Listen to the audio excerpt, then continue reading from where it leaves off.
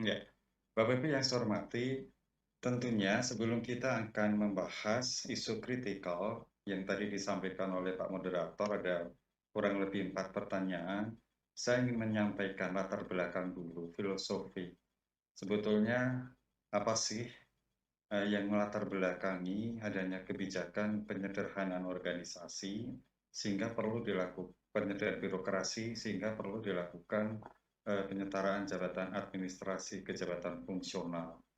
Nah, Bapak Ibu yang saya hormati, tentu isu ini sudah lama kita ketahui bahwasannya ketika Presiden memberikan arahan pertama kali diangkat di hadapan sidang MPR, itu ada beberapa isu krusial yang ingin beliau sampaikan. Salah satunya adalah berkaitan dengan penyederhanaan birokrasi.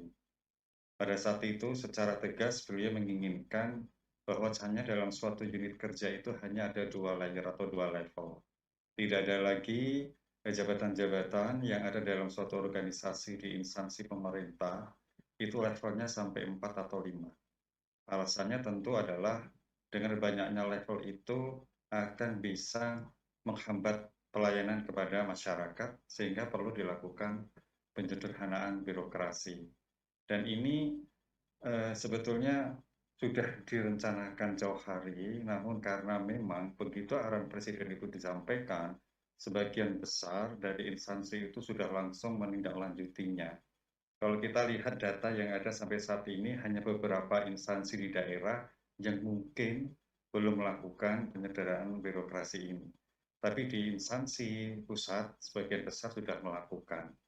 Nah, Bapak Ibu yang saya hormati, tentu penyederhanaan birokrasi ini kita maknai bagaimana birokrasi itu bisa melaksanakan tugasnya atau dalam arti birokrasi itu kita inginkan menjadi lebih dinamis, lebih agile, lebih profesional yang akan meningkatkan efektivitas dan efisiensi dalam mendukung kinerja pelayanan pemerintah kepada publik. Tadi disampaikan juga oleh Pak PLT Kepala BKN tentang bagaimana langkah-langkah yang harus ditempuh ke depannya, bahkan sampai tahun 2050 itu harus bisa kita antisipasi. Namun demikian itu semuanya, kita menginginkan bahwasanya penyederhanaan birokrasi itu minimal ya, dilakukan dalam 3 langkah. Yang pertama, kita ingin melakukan penataan organisasi terlebih dahulu. Kalau tadi disampaikan oleh beliau, bahwasannya organisasi yang saat ini yang ada di hampir semua instansi pemerintah pusat dan instansi daerah itu masih bisa dikatakan belum sesuai dengan keinginan birokrasi yang sederhana.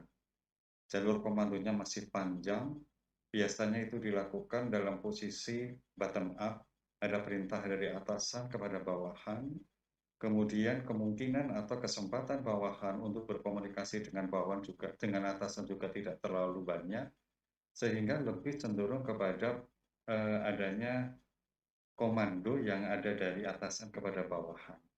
Bawahan barangkali hanya lebih cenderung melaksanakan perintah atasan. Mungkin kalaupun ada kesempatan untuk memberikan atau menyampaikan aspirasi, itu masih terhambat adanya birokrasi yang kaku, yang tidak agile. Nah, kita menginginkan bahwasannya ke depan yang disampaikan oleh Pak Kepala tadi, birokrasi itu lebih agile, lebih flat.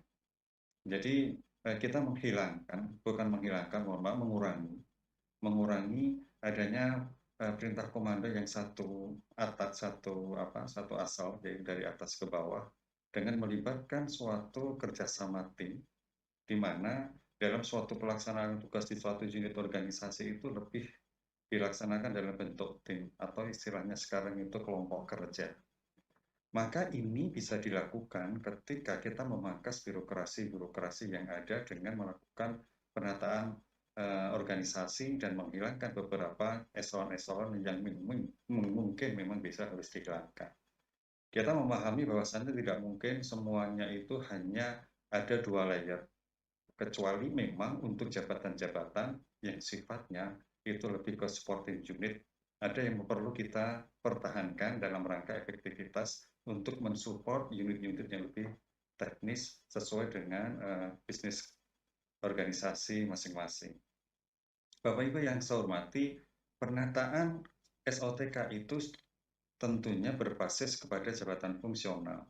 Kalau kemarin kita lebih berbasis pada jabatan struktural, di mana kotak-kotak itu sudah ditetapkan, diisi oleh para pejabat fungsional, diberikan kewenangan, tugas dan fungsinya, dan dituangkan di dalam SOTK masing-masing organisasi. Jabatan fungsional dalam suatu SOTK yang sebelum ada penyederhanaan ini hanya dimasukkan dalam suatu istilahnya rumpun jabatan fungsional atau kita sering mengenal dengan istilah sarang tawon, di mana posisinya itu menjadi tidak jelas ketika dia tidak serta-merta ditempatkan dalam suatu organisasi, tetapi hanya muncul di dalam peta jabatan. Maka ketika kita merubah peraturan pemerintah nomor 11 tahun 2017 menjadi PP nomor 17 tahun 2020, itu sudah di-state secara eksplisit. Kedudukan jabatan fungsional itu sudah harus nampak dalam suatu organisasi. Apakah dia di bawah JPT utama, JPT Madya, JPT Pratama, atau kalau misalnya masih ada jabatan administrator dan pengawas di bawah kedua jabatan itu. Nah, Bapak semuanya tentu ini memperkuat posisi jabatan fungsional ketika PP nomor 17 tahun 2020 itu sudah betul-betul memposisikan seorang pejabat fungsional dalam suatu organisasi dalam posisi yang strategis. Nah, Bapak Ibu yang saya hormati, langkah yang kedua setelah kita melakukan penataan organisasi tentu ada perubahan jabatan. Ketika kita sudah menghilangkan jabatan-jabatan administrasi, eselon 3 dan 4 itu dihilangkan, mereka yang dulunya menduduki jabatan tersebut harus disetarakan ke dalam jabatan administrasi. Sebetulnya kebijakan ini merupakan terobosan yang tidak ada dalam peraturan pemerintah tentang manajemen pegawai negeri sipil dan P3K. Kalau kita lihat, pengangkatan dalam jabatan itu sebelumnya tidak dikenal namanya penyetaraan. Maka adanya perintah presiden itu harus ditindaklanjuti dengan membuat satu regulasi pengangkatan dalam jabatan fungsional selain pengangkatan pertama, perpindahan, impasing, dan promosi, ada namanya penyetaraan jabatan administrasi ke jabatan fungsional. Persyaratannya pun juga dimudahkan, sehingga mereka yang dulunya menduduki jabatan administrasi itu dengan sendirinya bisa menduduki jabatan fungsional tanpa memperhatikan formasi, tanpa melalui uji kompetensi. Ini dalam rangka menindaklanjuti suatu struktur organisasi yang agile, yang ramping, di mana di dalamnya harus lebih banyak jabatan fungsionalnya jika dibandingkan dengan jabatan strukturalnya, termasuk jabatan pelaksana. Nah, Bapak Ibu yang saya hormati, konsekuensinya tentu kalau di dalam suatu organisasi itu ada jabatan-jabatan fungsional yang lebih banyak, itu adanya perubahan kinerja aparatur sipil negara, mulai dari pola pikirnya sampai budaya kerjanya maupun pengelolaan kinerjanya. Bapak Ibu yang saya hormati, kita paham bahwasannya jabatan fungsional itu dasarnya adalah keahlian dan keterampilan. Sehingga ke depan kita menginginkan dalam suatu organisasi pemerintah, ciri khususnya itu justru pada jabatan fungsional, jadi bukan pada jabatan strukturalnya.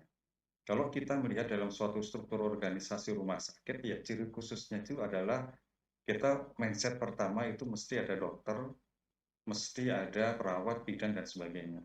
Kalau kita bicara masalah sekolah, maka di dalamnya itu yang dominan adalah guru. Kalau kita bicara di unit diklat, maka di dalamnya adalah widaiswara dan sebagainya. Nah, kita menginginkan besok ke depan itu ada ciri-ciri yang di dalamnya ciri suatu organisasi pemerintah itu dilihat dari jabatan fungsional. Sehingga jabatan fungsional itu sangat strategis posisinya dalam rangka mencapai tujuan organisasi. Maka seorang pejabat fungsional itu harus ditingkatkan kapasitasnya sesuai dengan jenjangnya. Karena cirinya jabatan fungsional itu